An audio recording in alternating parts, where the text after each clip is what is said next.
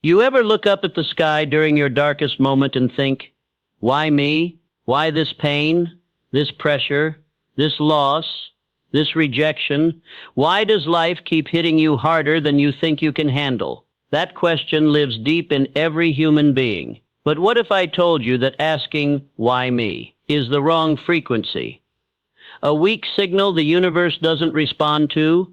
What if the moment you flip that question into try me, everything changes? Life doesn't test the weak to break them.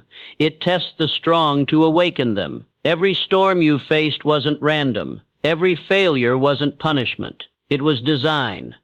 A customized challenge built specifically for the version of you that's been asleep, dormant, buried under fear, doubt, and the weight of playing small. That test wasn't sent to destroy you. It was sent to reveal you. You don't find out who you are when everything is easy. You find out when the pressure hits, when your back is against the wall, when comfort leaves the room and only raw will remains. That's when the real you shows up. But instead of stepping into that identity, most people retreat. They ask why me as if they're cursed. They look around for someone to blame. They rehearse their pain, repeat their story, and build an altar around their suffering. They don't realize that every second spent asking, why me, is a second wasted, because the question itself weakens you. It positions you as a victim, not a force. It makes you believe life is happening to you, instead of through you. And when you adopt that mindset,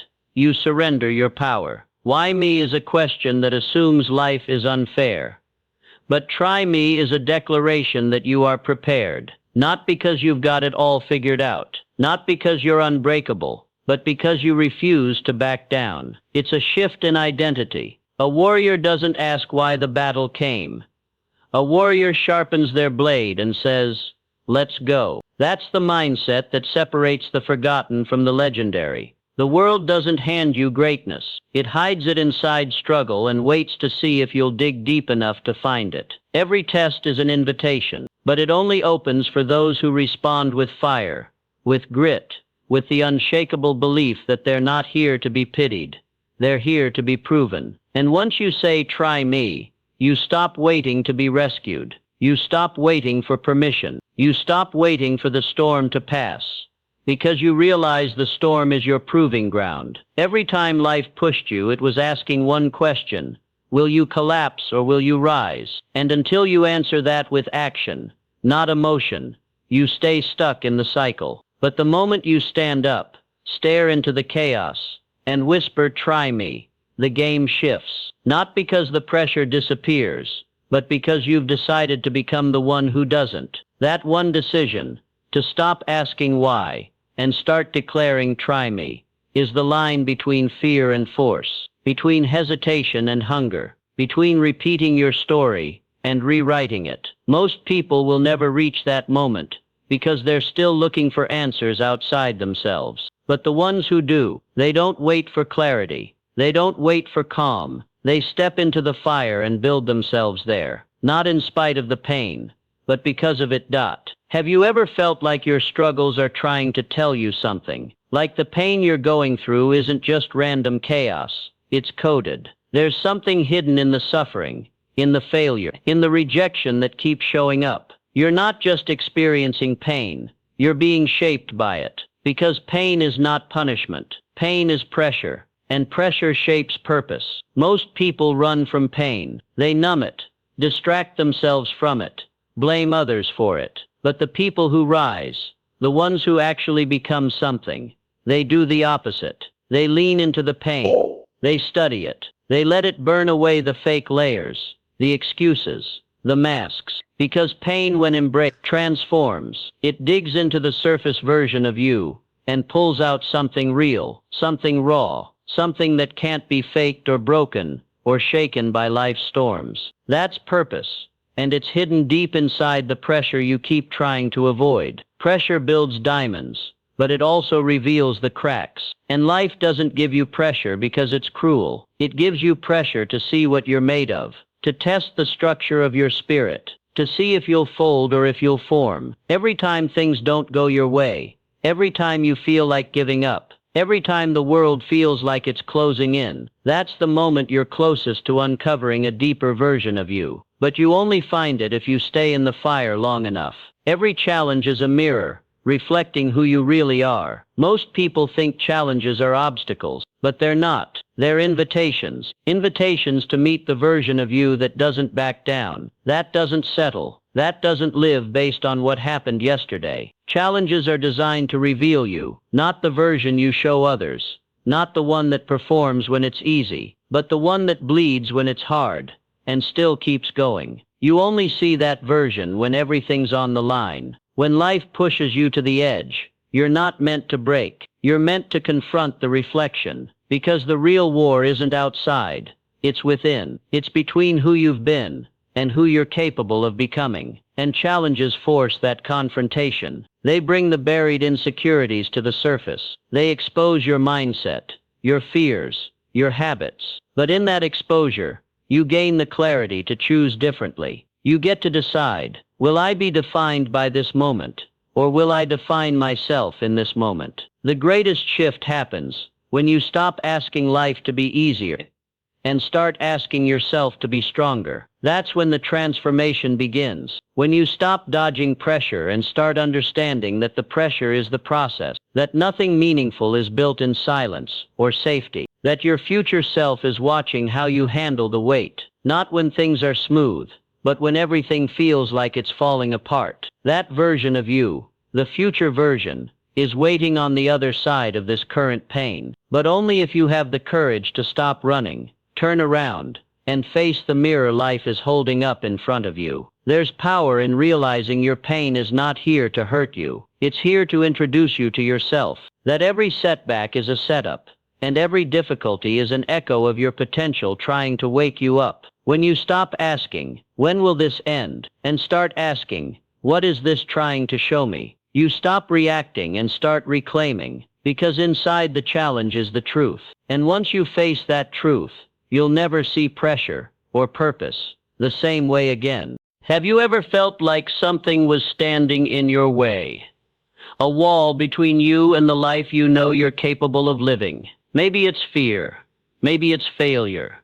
Maybe it's doubt. Maybe it's the voice in your head that tells you you're not ready yet. You keep waiting for that obstacle to disappear. You keep telling yourself, once this problem is gone, I'll move forward. But the truth is, the obstacle isn't blocking your path. It is the path. That challenge you're facing, that thing that feels too big, too painful, too complicated, that's the very thing that contains your breakthrough. Life doesn't hide your potential behind smooth roads and perfect conditions. It hides it inside resistance, inside pressure, inside the very situations that make you want to give up. And the moment you stop seeing obstacles as enemies and start treating them as invitations, everything shifts. Because every single person who has ever changed the world or changed their life met their greatness on the other side of something that tried to break them. You don't level up when things are easy. You level up when you face something that demands more from you than you've ever given before. And that demand shows up in the form of an obstacle, a test, a moment where life asks, how bad do you really want it? Most people turn back. They say, this is too much. I didn't sign up for this. But the ones who rise, the ones who rewrite the game, they say, let's go. Because they understand the obstacle is the assignment. You're not stuck because life is unfair. You're stuck because you keep interpreting resistance as a sign to stop. But resistance isn't a wall. It's a mirror. It reflects your fears, your excuses, your hidden limits. It shows you what needs to be burned away before you can step into the next version of you. That's why the obstacle keeps showing up. Not to punish you, to prepare you. It's shaping your endurance, strengthening your character, stretching your capacity. So when the moment finally comes and the opportunity you've been waiting for arrives, you're ready. Adversity introduces you to the version of yourself you forgot existed. It doesn't just show you what's possible. It reveals you. You think you know yourself until life hits you, until everything falls apart, until there's nowhere to run, nowhere to hide, and the only thing left is the truth. That moment is sacred, because when the masks fall off, When the lies you told yourself can't survive the storm, what's left is real, raw, unfiltered. That's where greatness lives, not in perfection but in the wreckage you rise from. Some people spend their entire lives avoiding adversity. They take the safe path, the predictable path. They build their world around comfort. But comfort doesn't teach you who you are. Struggle does. Setbacks do. Getting knocked down and standing up anyway. That teaches you. And the people who've truly awakened in life didn't do it on mountaintops. They did it in the valleys, in the silence, in the nights where everything felt like it was falling apart, but something inside them whispered, "Keep going." That whisper, that's not hope, that's memory. That's your soul remembering what you're made of. The part of you that existed before fear, before doubt, before the world told you to shrink. That voice only wakes up in adversity. And once it does, you can't go back to pretending you're small. Because adversity didn't just challenge you, it revealed you. And when you see yourself clearly, when you know what you've endured, what you've survived, what you've become, the world can never define you again. You ever look at someone who just keeps rising no matter what hits them and wonder, how do they keep going? It's not luck, it's not talent, it's mindset. There's a truth that most people don't want to accept. Those who rise never ask for easier roads. They build stronger legs.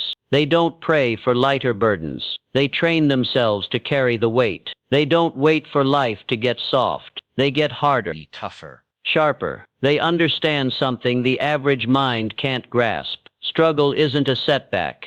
It's a signal. And that signal is simple. Grow stronger or stay stuck. The reason some people keep falling apart is not because they're cursed. It's because they keep asking the world to be softer, instead of making themselves more solid. They want the storms to stop instead of building shelter within themselves. And that's why they keep breaking. Every little push knocks them over. Every bit of resistance turns into a crisis. But the ones who rise, the ones who refuse to stay down, they build from within. They understand that pressure is permanent, but how you respond to it is a choice. And every time they fall, they use the ground as leverage to rise higher. You can either be the person who avoids the hill, or the one who trains to climb it. And the world respects those who climb. Life doesn't reward the ones who shrink at challenge. It rewards those who step up and say, "Let it come, I'm ready." That doesn't mean they don't feel fear or doubt. It means they don't let fear or doubt sit in the driver's seat.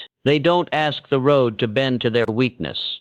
They strengthen themselves until the road bends under their will. Because they know this. Pain sharpens, resistance sculpts, and fire purifies. When you stop asking for the path to be easier and start demanding more from yourself, everything changes. Your circumstances may not change overnight, but your relationship with them does. That's the switch that separates the powerful from the passive. One keeps asking, "Why is this happening to me?" The other says, "I was built for this." That energy can't be faked. It's forged in moments most people run from. The hard days, the silent nights, the lonely battles no one sees. That's where resilience is born. Not in comfort, but in the chaos you refuse to surrender to. Life bends for those who refuse to break. It doesn't mean they don't bend. It means they bend with purpose. They flex, adjust, pivot, stretch, but they never snap. Because deep down, they've decided that nothing outside them is stronger than what lives inside them. And that decision, that unshakable belief, becomes their armor. The winds may howl, the pressure may rise, but they stand. Not because life is fair, not because they have it all figured out, but because they've made a commitment. I will not quit on me. That's the quiet contract the strong make with themselves. Not out loud, not for attention, but in the dark, in the struggle, when no one's watching. That's when the real choice is made, to rise again. And every time they do, the loop of defeat weakens. The old programming loses its grip, and the world starts to respond, not to who they were, but to who they've become. Because when you stop begging the storm to pass and start becoming the storm, the rules change. You don't wait for the world to be kind. You become unbreakable in a world that doesn't care whether you make it or not. And that's why you rise. That's why you keep rising. You ever feel like something is holding you back, but you can't quite put your finger on it? You've got dreams, visions, ideas that keep you up at night.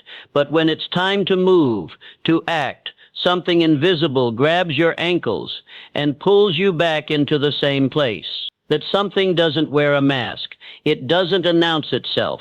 It shows up in silence, in comfort, in routine, in your daily rhythm that feels normal, but slowly kills momentum. Comfort is a liar.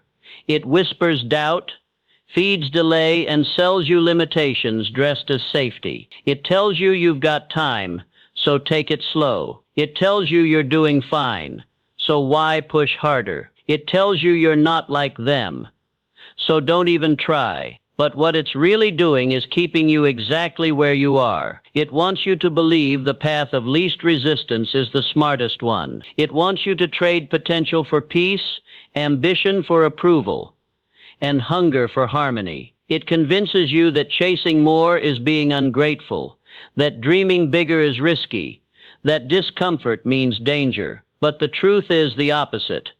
Discomfort means growth is near. Comfort doesn't just limit your potential, it neutralizes your instincts. You stop moving based on desire and start moving based on fear. You stop asking, "What could I become?" and start asking, "What's the safest way to stay who I've always been?" That's how most people die before they're dead. Not because they failed, but because they stayed. Because they made an agreement with comfort to never leave the boundaries of what they already know. And in doing so, they said no to every possibility that lived just beyond it. You are not built for safety. You are wired for struggle and forged through it. Every part of your biology, your soul, your fire was made to adapt, to rise, to face storms and turn them into strength.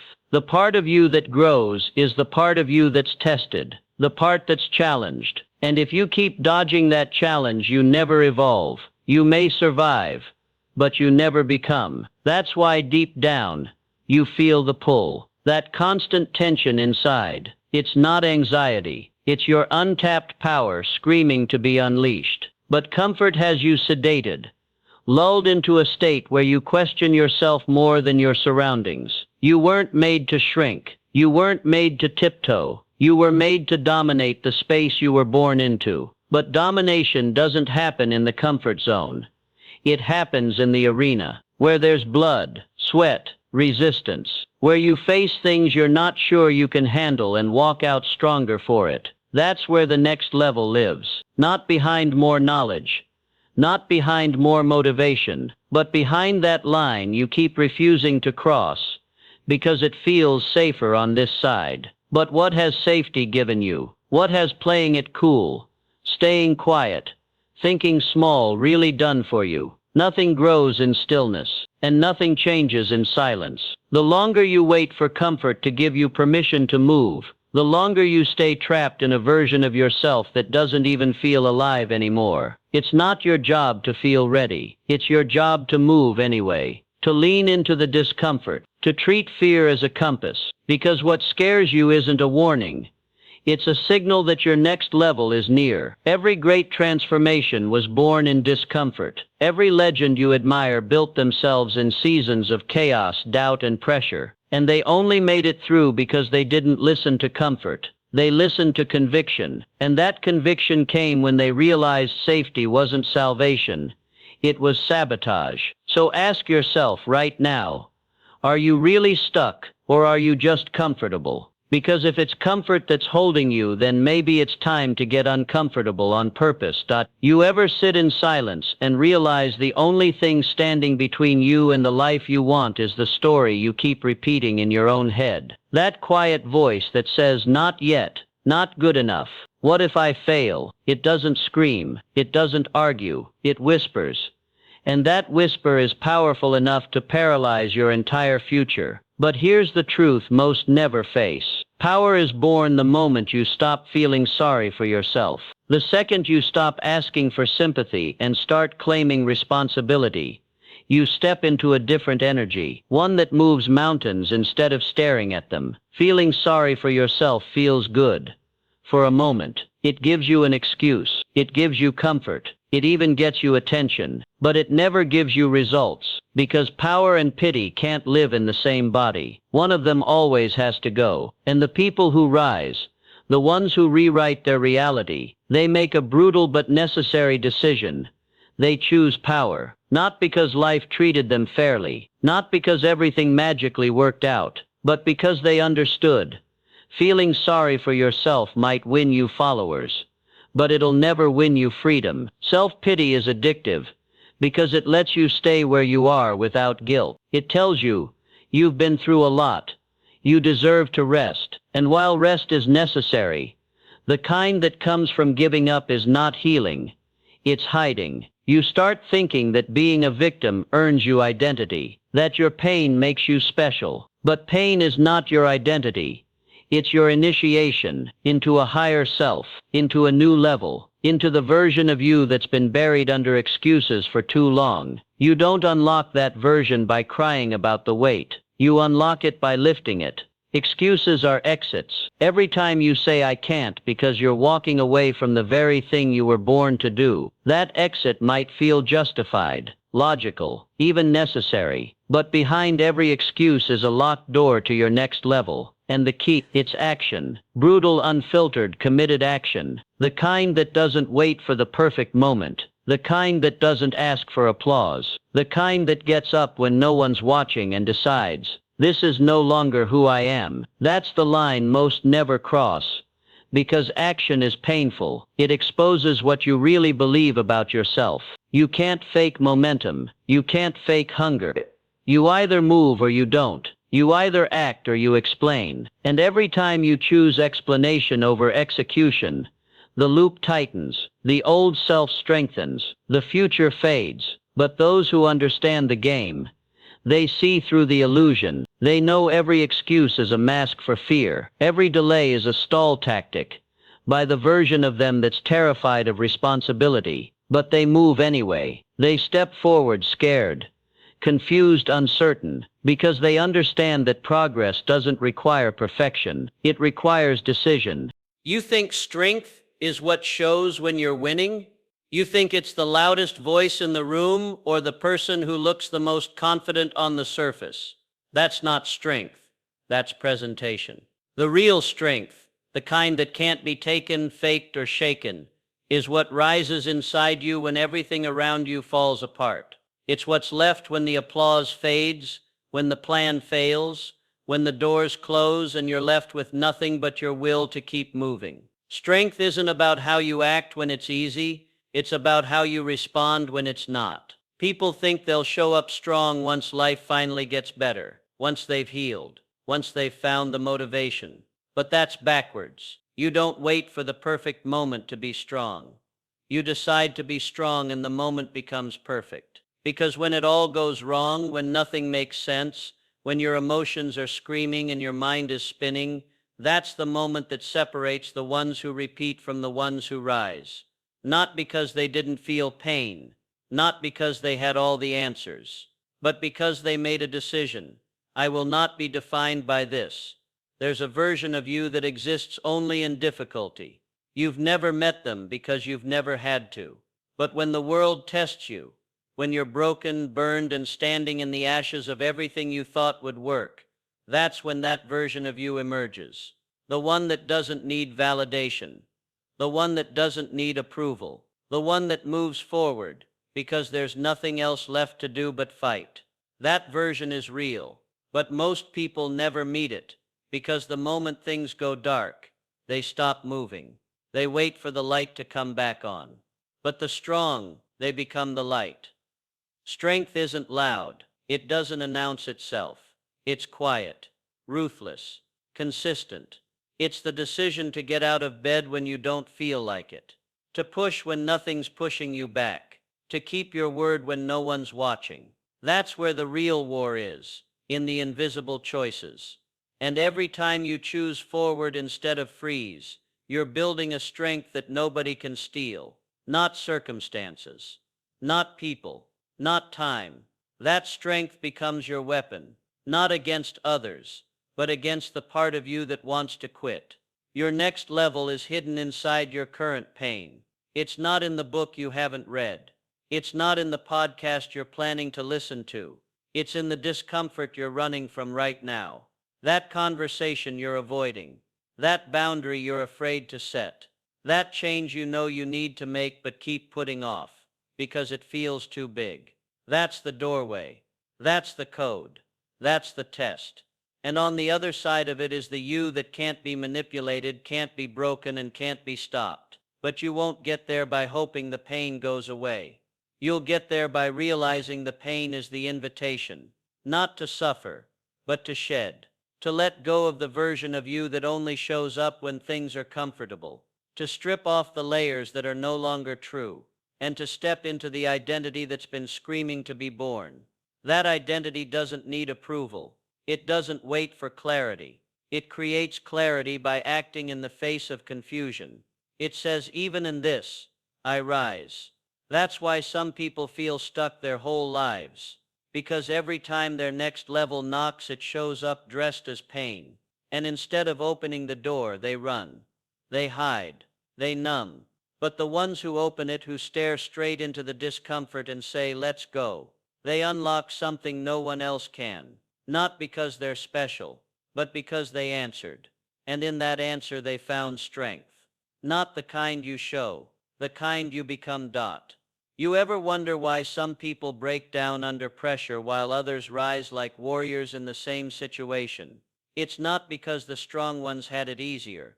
It's not because they had more support, or luck, or better timing. It's because they made a choice. A quiet, personal, relentless choice. If pressure doesn't scare me, potential will find me. Pressure is the filter, the gatekeeper, the test that reveals who's ready to be chosen. Not chosen by the world, chosen by destiny. Because destiny doesn't give itself to the one who's comfortable. It gives itself to the one who can hold the weight of becoming. Most people pray for potential. They wish for greatness. They speak about dreams. But the moment life turns up the heat, they fold. They start looking for exits. They mistake pressure for punishment, when in reality pressure is proof that your capacity is being expanded, that something greater is being formed in the furnace of discomfort. If you can't hold pressure, you can't hold power. That's why the dream hasn't arrived yet. Not because you don't deserve it, but because you haven't yet become the version of yourself who can carry it. Pressure asks one question. Can you still move forward when nothing is certain? Can you still act when there's no applause? Can you still speak truth when your voice shakes? That's the battlefield of greatness. Not the stage, not the spotlight, but the silence, the struggle, the daily decision to keep going, to stay focused, to sharpen your mind while the world distracts you with comfort. When you stop fearing pressure and start welcoming it, something radical shifts. You begin to see obstacles not as barriers but as gateways. You don't panic. You prepare. The moment you whisper, try me, life listens. Not with sympathy, with opportunity. The kind of opportunity that tests your patience, your habits, your identity. Because life doesn't want to give you success. It wants to confirm you're ready for it. And readiness is revealed in pressure. That pressure is sacred. It shapes you into the kind of person who doesn't need perfect timing, who doesn't need motivation, who doesn't need the world to agree. You stop negotiating with your limitations, and you start partnering with your potential.